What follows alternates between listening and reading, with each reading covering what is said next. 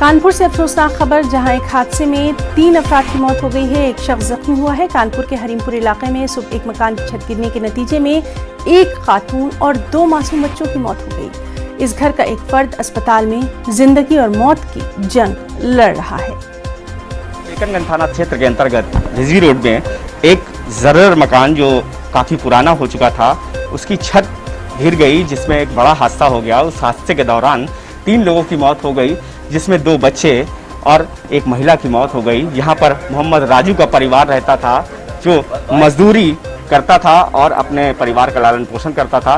देखिए किस तरह से आप विजुअल में देख सकते हैं कि पलंग पर जिस तरह से ये पूरी छत का मलबा गिर गया है, उसमें सभी लोग दब गए थे और जिसमें से 3 लोगों की मौत हो गई है। बाकी 2 लोगों को अस्पताल में भर्ती कराया गया है।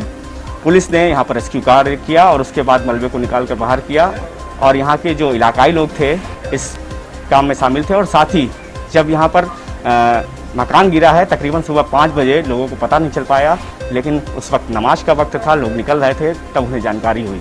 कानपुर से संदीप सविता, न्यूज़ 18 उर्दू।